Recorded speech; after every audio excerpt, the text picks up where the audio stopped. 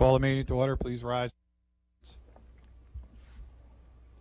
I pledge allegiance to the flag of the United States of America, to the republic for which it stands, one nation, under God, indivisible, with liberty and justice for all.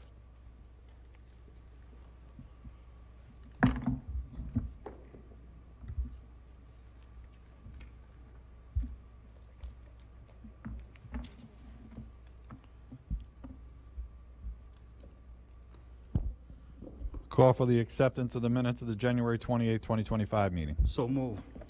Moved and seconded. Discussion? All those in favor? Opposed? No one. Motion carries. Public forum for this evening? No one. Move on to our budget presentation. Mr. Napoli.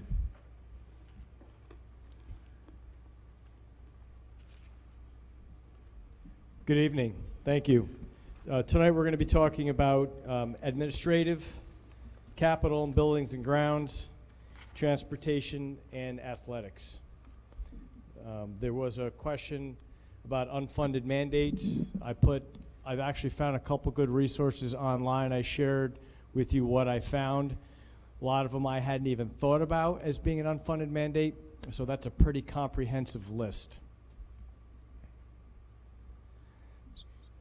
So we'll start off with the same format. I'm going to start off with the administrative budget. You'll see that there are some lines that are going up, mostly dues and publications and association dues.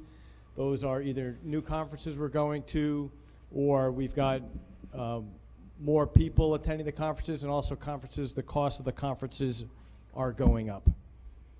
Central copying, you will see on line 62, we're doing, I don't know if anyone has seen the poster machine that's in the business office that we got a couple years ago.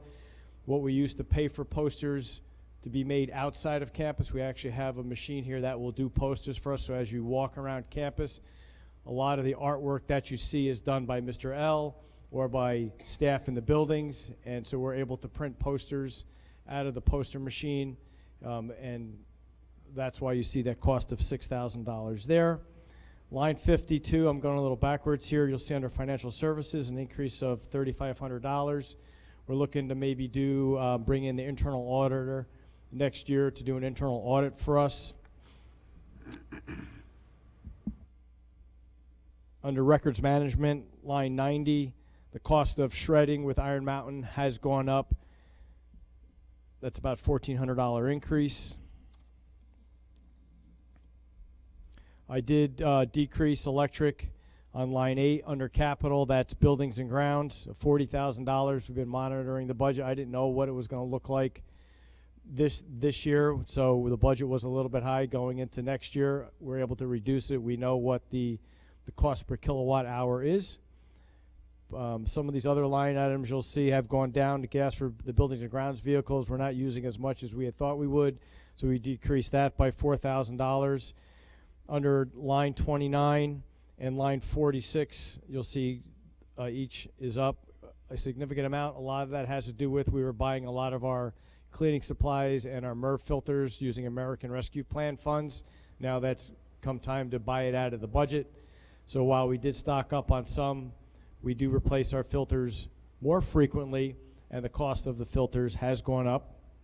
You'll see line 49. Mr. Napoli? Yes. Excuse me, I'm sorry. Are the slides keeping up with your presentation? They are not. Thanks for reminding me. Absolutely. Thank you. On line 49, this will hopefully be the last year that we're renting the scaffolding to shore up the mechanical room of the pool. Line 94, debt service, you'll see that's up by $235,000. That's the principal and interest that we have that we're paying for our capital projects and other borrowings that we have. Line 97, when someone goes to court and they grieve their assessment and they win, we have to pay them back the difference of what their original assessment was, what they paid on their taxes. There's been a company locally that's been doing a lot more of that, so that line item has gone up considerably. Not that it's a lot, but it's more than what I've been budgeting for. Under athletics, and I have Mr. Salamone here. Line 31, the summer sports program, is something that's new this year. That's up $6,200. Materials and support, we started intramurals this year. We're realizing how much more materials and supplies we're going to need, roughly $3,000. And then we hired an athletic trainer this year. That's on lines 38 to 41 of the athletic budget. The athletic trainer has line items for materials and supplies, dues and publications, travel, items such as that.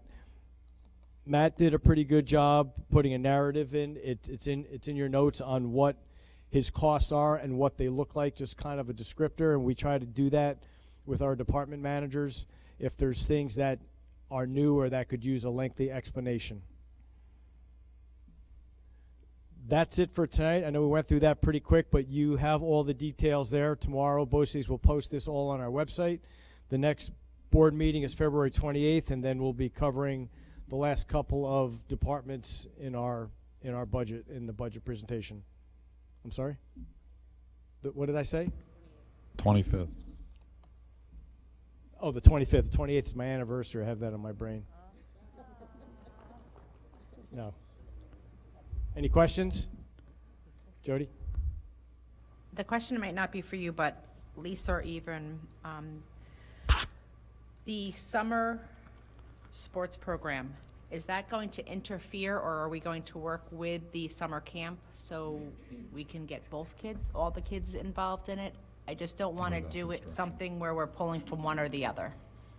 From what I read, Matt chime in, I think it's right afterwards, right? Yep, I don't know if this is working or not, but yeah, the plan is to have it right afterwards, and so it's even convenient for families that the kids want to stay immediately after the fact.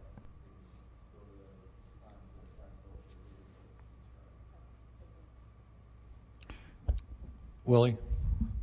And during previous meetings, we had discussions regarding funding the athletics programs.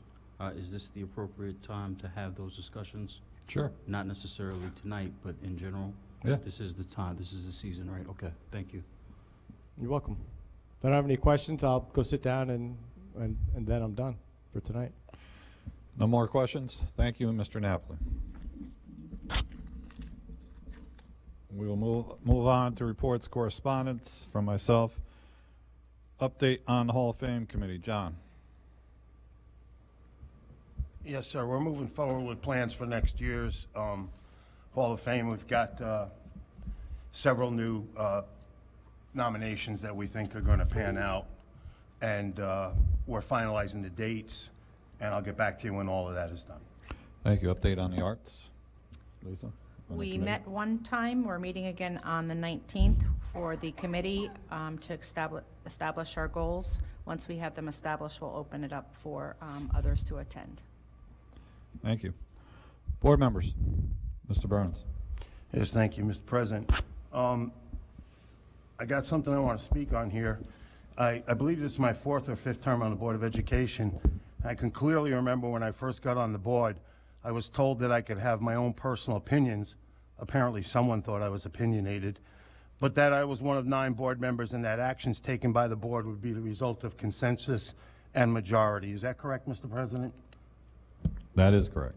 And when we were elected to the Board of Education, we took an oath that states in part, I will solemnly swear and affirm that I will support the Constitution of the United States and the Constitution of the State of New York. Is that correct, Mr. President? Yes, it is. And the duties of the Board of Education members are many. Among them are maintaining fiduciary responsibilities, voting on budgets, and making policy. Is that correct, Mr. President? Yes, it is. So anyway, I received several phone calls in the last few days because recently our superintendent posted a letter to the community that stated, we will follow New York State Department of Education and the governor's guidelines on how we handle immigrant students.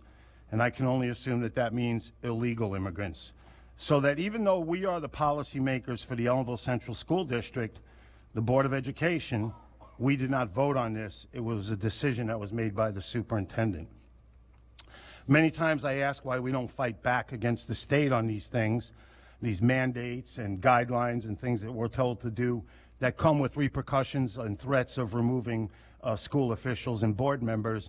And I am told that the fear the state will take retaliatory action against us. And, well, the governor, state education department, and the state attorney general can only be more emboldened every time we kneel down to their demands. I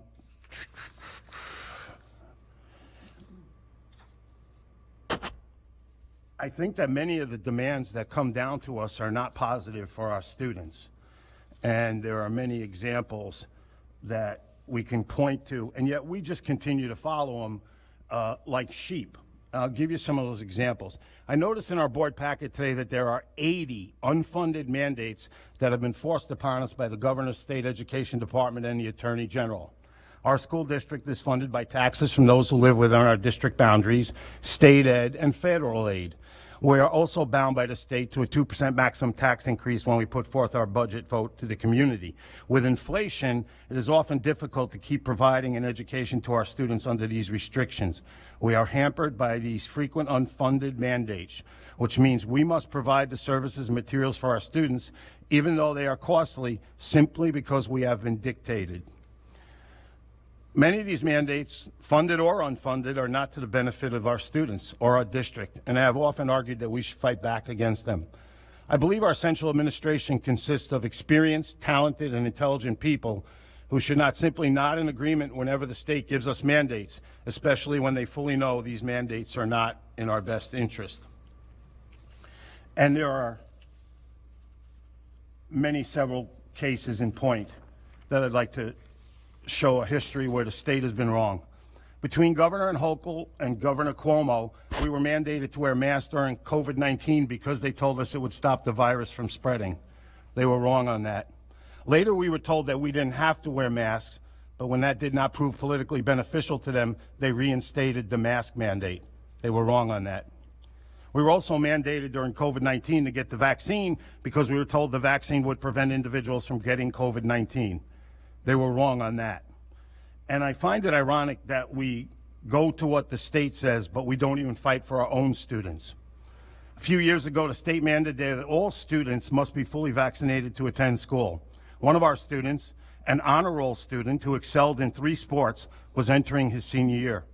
He started the school year, but was soon told that he could no longer attend because he was unvaccinated, a decision that he and his parents made and were completely in their rights to do so, until the big brother state government stepped in. The state required the student to take several vaccines in a dangerously short period of time to be reinstated. The sad part of the story is that the young man missed his senior season in soccer, basketball, and baseball, but ridiculously was allowed to return to school at the end of the school year because even though he was still unvaccinated, he turned 18 and was permitted to return per the mandate. I don't understand that at all. They were wrong on that. The governor and the state education department mandated that all New York State public schools must give up their Native American nicknames because they unilaterally decided without debate that Native American nicknames were racist, despite the fact that areas such as Long Island and Syracuse were the home to many Native American tribes that brought much pride to their community. I recently read that both Massapequa and Wantor are suing the state to keep their Native American mascots that bring so much pride to their community.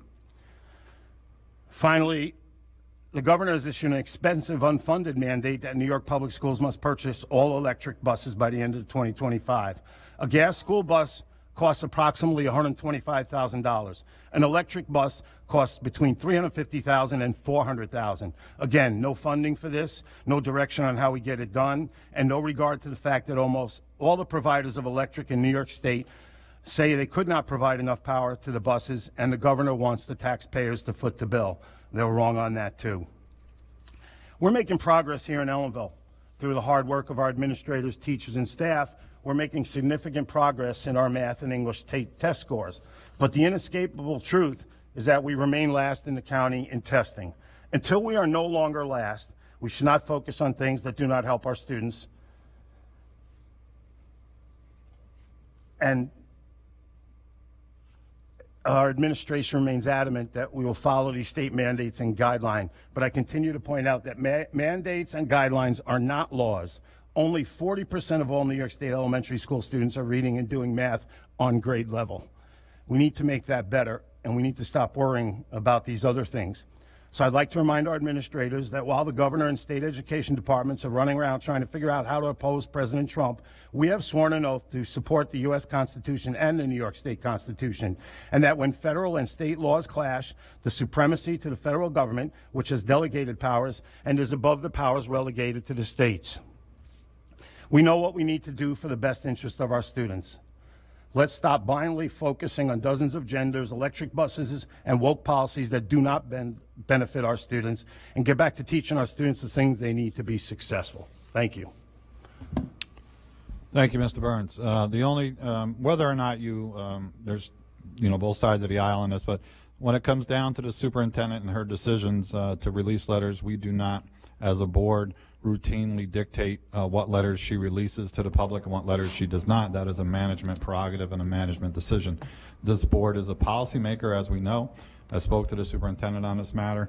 She indicates that that she was simply regurgitating the policies that are currently in place in this district, so that the public was aware of those policies that we currently have and that have been passed by this board or previous boards. And the superintendent issues many letters without obtaining our approval. Certainly that's her job and that's her position. We will continue to, whether we agree with the decision or not, we will continue to support our superintendent in every way possible when it comes to that. Again, this was not a reflection of anything that you may agree with or you may not agree with.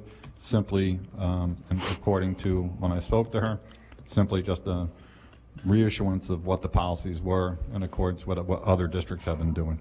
Thank you. Mr. President, I completely support our superintendent. No, I didn't say My that. concern here was that it looks to the public like this is a policy that we're following according to the guidelines or mandates or whatever you want to call it that the state has issued.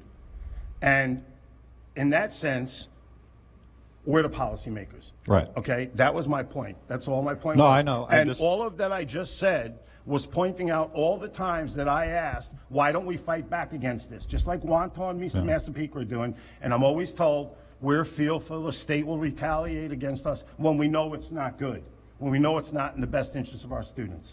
I'm not going against any of that, Mr. Burns. Simply just talking about, and I agree, this is not, and it may have a perception that it's a policy that the board is adopting. However, in speaking with her, that was not the intent. The intent was to simply make the public aware of the current policies that the Board of Education has so that the public has an awareness to it, not to reflect any opinions of this board or whether or not it's the policy. Point of information, Mr. President. Does our policy, board policy, say that we will follow the state guidelines on immigrants? We treat all our students equally. Yeah. So I don't remember a policy about us protecting the rights of our immigrant students. We protect the rights of all our students. Yeah, But we do. this is not in our policy. I think, This specifically says immigrant students. yeah, well, I think, and I'm going to defer to Lisa in a minute, but I think what she was trying to get across was when it involves law enforcement, I think her whole intent was to say when it involves law enforcement, there are strict policies that this district has in regards to law enforcement and what we need as law enforcement to come into a school, whether or not, in order to protect the students, every student that is, law enforcement comes in, they must have a warrant. That's in our policies. I think that was the nature of it, but I'm going to defer to the superintendent to address your question. So we've received many calls and questions about, recent executive orders, recent legislation. I guess the state has too. I simply took the guidance that we got, which really did reiterate what the regulations are in New York State with regard to, there was big questions about, can law enforcement enter the school? Can they do raids in a school? There were a lot of questions, a lot of fear, a lot of information out there. And what I simply did, along with many other schools in the state, was share the information that we received based on many requests, and we were asked to clarify what those procedures and policies are. And indeed, we do have policies and procedures in place where if any law enforcement agency comes to speak to students. We have a procedure and policy in place where they have to wait for their parents to come. They just can't enter. Even our SROs cannot just question students. So the guidelines that came out from the governor and the commissioner and the attorney general were just a reiteration. You know, with regard to immigrant students, I would say well over 15 years, there were regulations put in place that when students enroll in public schools in New York State, we cannot ask what their immigration status is. So we're not protecting one set of students over another set of students.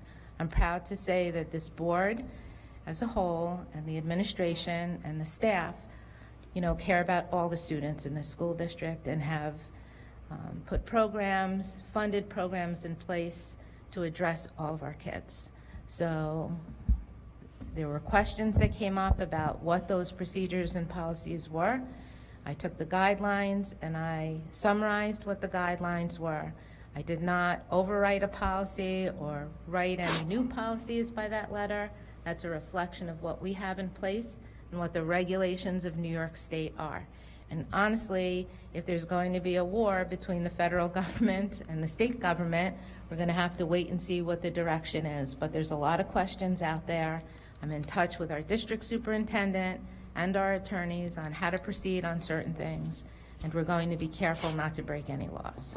Madam Superintendent, I would just say that I think the message was lost in your first sentence where you say the recent guidance provided by the Governor of State Ed and the State Education Department concerning the rights of immigrant students and families. I think the message got lost when it should have been all students. Well, all I did with that is I regurgitated the title of the guidance that came out, and I was pretty specific about that, but we're not trying to protect just the students that are immigrants. We're protecting all of our students here. Thank you. Other board members? All right, move on to Student Representative Jack Henry. Good evening, everyone. So for happenings and events, PS I Love You Week is currently going on this week. Congratulations to all the cast and crew for the junior high musical Beetlejuice Jr. It was truly an amazing show. All club photos will be taking place tomorrow during the day. And just a reminder that there's no school on Monday in observance of President's Day. For athletics, the boys and girls varsity basketball teams are almost done with the regular seasons. Both teams have at least 10 wins and will qualify for sections. The schedule is to be determined. The winter track teams competed at the Section 9 Championships, highlighted by the boys finishing 4th of 23 teams. They will compete at the section or the state qualifier at the Armory in New York City on March 1st. And finally, for fundraising, Blue Devils merchandise is still on sale, and we'd love for you to buy. The link is tinyurl.com/ECSD merch, or you can use the QR code. Thanks, Jack. Move on to Superintendent Lisa Wiles. So I really want to give kudos to all the students that participated in the junior high musical Beetlejuice. It was a great production. Kudos to Ms. Robinson and Ms. Budd also, who did a great job, you know, directing the students and moving things forward. You know, the Shadowland does a lot of support and collaboration with us, so all in all, it was great. And I know this spring we have the senior high musical coming up, and I'd really suggest that everyone try to make it. I hear it's going to be Mamma Mia. So we'll get some dates to you. Maybe, Jack, you can report out on the dates the next time. Just a reminder that due to the snow day last week, winter graduation was canceled or postponed. We are scheduled to have it this Thursday at 5:30 here in the Media Center. Or if that gets snowed out, it'll be next Tuesday again in the Media Center, both at 5:30. In your packet, I put some information about the BOCES annual meeting. That's at the Career Tech Center or the Educational Center in Port Ewan. That will be Thursday, April 10th, 6:30. Mark your calendars and let us know, let Marisol know if you're interested so we can sign you up. Usually, I don't know if it's a full dinner anymore, but sometimes they have, I think it was a full dinner last time, and the students from the culinary program put it together. It's a great program, so if you can mark your dates, mark your calendars, it would be a worthwhile event to go to. On Tuesday, April 22nd, it's the same night of a board meeting, we'll have our countywide vote for BOCES on the BOCES budget. That's a mandated date. And I also included in the packet a NYSBA calendar of events that lays out dates for the Summer Law Conference, other conferences coming up, and the annual convention in November. So please take a look at that, mark your dates, and if you can, let us know as early as possible if you'd like to participate in that. It would be great so that when registration opens, we can get ahead of it for everybody. Just one point of information about the movement. If there's a cancellation of winter graduation, if it moves to the following Tuesday, that'll be a board meeting night and will No, conflict with the the board. 18th it's not. It's our board meeting's the following week. So you're saying this Thursday It's and then this Thursday and next then next Tuesday? Tuesday. Okay, all right. So it'll be the 18th. Yep, that's not all I the have this 25th. evening. Okay, move on to Mr. Napoli. Just wanted, before you talk, Vince, myself, Reverend Collins, Vince, and Kelly and Lisa, we all went down. Reverend Collins had some concerns about the cafeteria. Went down, had lunch. It was a very good lunch. We actually got 2 lunches out of it, so it was really good. So, sorry, I'm outing you on that one, Kelly. We got 2 lunches on that, and it was very good in both places. The high school, or we actually got the junior, senior high school. We got and then the elementary school. So all foods were well prepared, warm, and bountiful, and plenty of choices. Mr. President, what was the root of the concern? Do we know? Mr. Collins had some concerns about the quality of and the quantity of the food that was being issued. Thank you. Go ahead, Vince. Okay, thank you. So just a quick construction update. Phase 3, we did a pre-bid walkthrough recently. Phase 3 are the windows, that's the site work and some bathroom work that's going to be done. Phase 2B, I included what windows are being replaced. You can see them in board docs. Most of the windows are on the old section of the junior senior building. We'll say from where we are now, special ed, the elevator, down to the cafeterias and out to the tech wing, all the double hung windows, as well as the windows in the cafeterias, the junior senior, and then the windows that are on the elementary school gymnasium that are up high. Those are all being replaced, scheduled to be replaced this summer as part of Phase 2B. And then Phase 3, like I said, is the milling and paving of the parking lots. We're working out the logistics. That all will be done this summer. We've been meeting with camp to let them know what that looks like. I've reached out to our administrators to talk about what summer school looks like, Boost. We're still trying to coordinate what that looks like because our parking lots are going to be done in phases, but they're going to be done pretty quickly. Thank you. Thank you.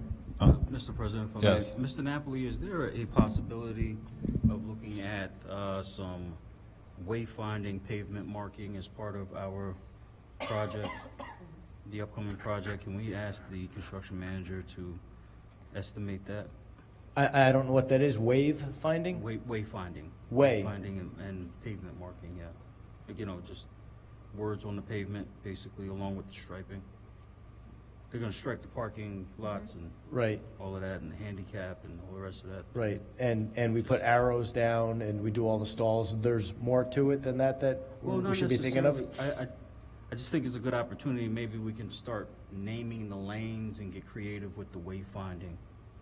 Can highlight the athletic fields and other things. We've briefly discussed it. Sure, I can certainly mention that. Thank you. Thank you. Deputy Superintendent Kelly White. Can I just make one other question, Yeah. comment? Vince, can we also, I'll talk to you later about it, but I want to provide an update on Phase 2 of the project and some things that we are going to move forward with this summer from last summer. Right, but yeah, so that's the windows and the theatrical package. Right, but some of the other things that didn't get done last summer. Sure, oh yeah. I just want to remind parents, if they haven't already done so, to complete the digital equity survey. We'll push that back out on Facebook and to email and do a robocall this week. That survey will run for about another week. And then we are getting ready to launch our annual school climate survey. That'll probably be done in early March. So we'll send out some communication about that before the survey goes live. Thank you. Mr. Prokosh. Good evening. We just recently launched our Did You Know series on social media, trying to put out information to the community regarding various positions that we're looking to hire for. First one was for substitute teachers and just informing the public of the criteria that's needed for substitute teaching, along with just clarifying any misunderstanding of what people may have about what it takes to substitute in the district. So we're going to be doing various series throughout the rest of the year of various positions that we're always looking to hire within the district. And also just an update, since we recently posted for the retirees to come back, we are happy to say that we have 3 retirees teachers that are deciding to come back and sub within the district. So that's exciting once we reached out to the retirees. So hopefully we'll get some more responses. Thank you. Move Mr. on. President, if I Yes. may, Mr. Prokosh, as part of your human resource function, can you provide a report on vacancies and what we are, the positions we're looking to fill in the district on an ongoing basis, please? Absolutely. Thank you. Thank you. Move on to personnel resolutions for this evening. Yes. Asked to go back for something here. I Sure. just saw something here. And while Where Mr. are we? Salomon is still here, it's on the recommendation on the summer program. Matt, I see that each sport has 40 available spots. But at the bottom, you have that there would be one instructor per sport. And I just think if you have a serious injury or something goes wrong, one instructor with 40 kids might not be the best ratio. Perhaps even if we hired some qualified students or somebody that met those requirements on the bottom of first aid, CPR, et cetera, to be there in case they had to notify somebody, or I don't know what emergency situations we have set up. I'm just concerned that one adult per 40 kids out on the fields is not enough. Yeah, that cap is high. I don't think we're really going to get to that number of 40 students. But another thing we could do is also have our athletic trainer on hand to assist with any type of injury or event that may occur that would require another adult. Or we could reduce the number of students, but I just want to try and get as many as we can involved. I understand that. Is the athletic director available during those work hours? Trainer, you mean, Joe? The trainer? No, that's outside of his normal yearly. If I can make a suggestion, Matt, maybe if you think it could go that far, let's make some accommodations for having maybe an extra set of hands for each one. We don't have to fill it, but at least make sure that we're covered to have it in the budget. I think it's a good point. Okay. If we get to 40 kids, we definitely need more than one Yeah. instructor, that's for sure. Yeah. Yeah. Thank you. Well, while you're budgeting, let's put it in now. Okay, under 6.1, permanent appointment. Upon the recommendation of Superintendent of Schools, be resolved that the appointment of Jabari Mosley, athletic trainer, be made permanent following a successful probationary period, effective February 15, 2025. Moved and seconded. Discussion? All those in favor? Opposed? No one. Motion carries. 6.2, spring sports coaches. Upon the recommendation of Superintendent of Schools, be resolved the following spring coaches be approved for 24-25 school year as follows. Move the list. The list has been moved and seconded. Discussion? John? Will we be getting numbers soon on these sports? Anticipated numbers? Like real numbers? They're not out yet. Well, registration's not open yet, so we can't have real numbers yet. But once registration opens up, we can have some real numbers. What is the date of that? That is February. Let me give you the right information here.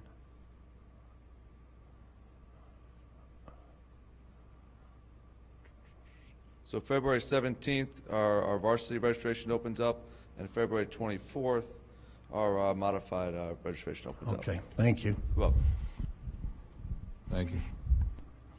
Jody, you had your hand up? Yes, so I see one is a TBD. Have we fulfilled that for the modified assistant yet? We have not yet, no. There's someone who's interested, but hasn't fully committed yet. So no, we still, the modified softball assistant is still available. Okay, thank you. Thank So you. then- so- I'm sorry, Mr. President. So then, Mr. Solomon, what are you seeking approval for the stipend amount? I'm just sorry, we listed there just so you know that it's a vacant. Oh, thank you. Thank you. Thank you, Mr. President. No further discussion. All those in favor? Opposed? No one. Motion carries.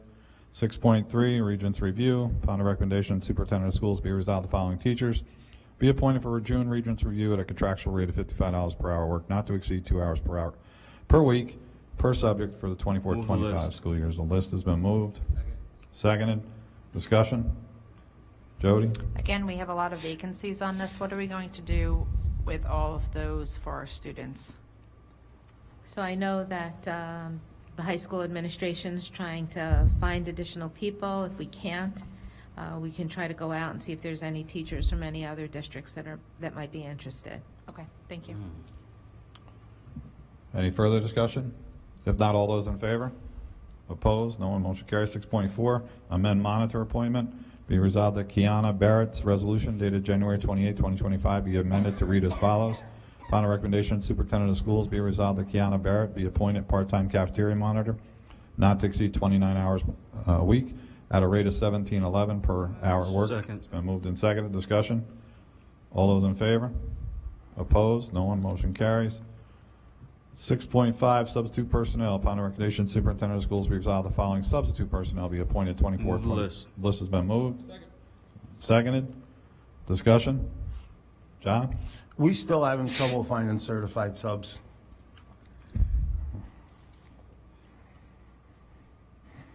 Any further discussion? If not, all those in favor? Opposed? No one. Motion carries. Disciplinary settlement. Be resolved, the Board of Education, Unionville Central School District. So moved. It's been moved. Seconded. Discussion? All those in favor? Opposed? No one.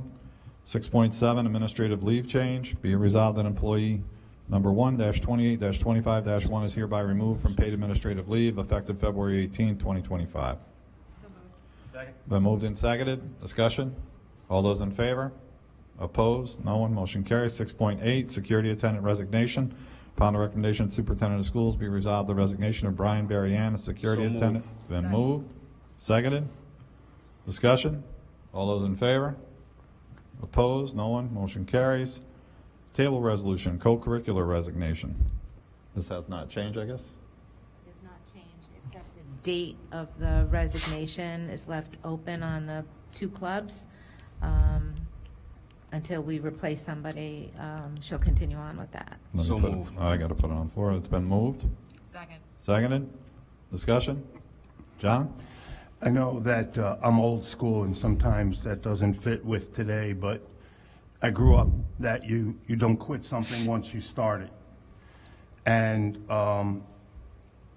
I think that unless something really untoward happens, and this is the second, third, or fourth time this year that we've had a staff member that joined an organization and then resigned. And it not only leaves us in a lurch, it leaves the kids in a lurch. And I don't understand it. It's just, I guess, a different time. Thank you. Thank you. Anybody else? If not, all those in favor? Opposed? John, Mr. Byrne? 8.1, student IEPs. Be resolved, the attached list of student IEPs be acknowledged as appropriate. There are 24. Been moved? Second. Seconded. Discussion? All those in favor? Opposed? No one. Volunteer. Resolve the following volunteer be approved for 24-25 school year. There's one. Mark Move Steinhoff for track. Moved. It's been moved.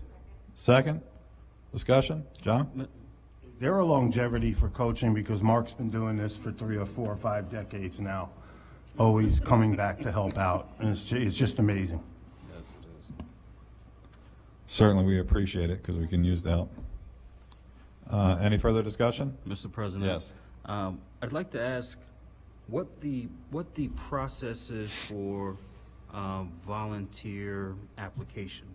I was just recently in the district a few days ago, and had a conversation with someone who submitted an application for volunteering, and that particular application was submitted, if I'm not mistaken, at the beginning of December, and she had still not officially gotten a response on her application. That's the first issue. The second issue is there she was volunteering. So what is the process? How long does it take, and can we streamline it? Yeah, we will look into it. If afterwards you can share the information with me. But there's an application that has to be completed. It's usually done at the building level or at the level of where the volunteering's happening. That usually gets submitted up to our office. It gets vetted. There's references that could possibly be checked if they haven't been a volunteer before. It comes before the board, so it moves quickly once it gets up to us. I could see where it might have fell apart coming up to us. So I can't answer specifically, but we do have a process if people want. We have an application. Okay, thank you, Madam Superintendent. And it's our intention to streamline that process. Yeah, Whenever possible. sometime, I'd like to see where the communication or the process fell down this time. That's We'll fine. definitely look into it. Thank you, Madam Superintendent. Thank you, Mr. President. You're welcome. Any further discussion? If not, all those in favor? Opposed? No one. Motion carries. On to construction resolutions for this evening. Mr. President, move 9-1, please. 9-1 has been moved. Second. Seconded. Discussion? All those in favor? Opposed? No one. Motion carries. Under other, 10.1 donation. Resolve that donation from Applied Materials Foundation in the amount of $200 for the Ellenville Junior Senior High School be accepted. So moved. Been moved and seconded. Discussion? All those in favor? Opposed? No one. Motion carries. Ladies and gentlemen, mark your calendars. February 25th is our next regularly scheduled meeting and budget workshop number 3. In addition, do not forget about the winter graduation if you can at all attend. It's always a very nice event.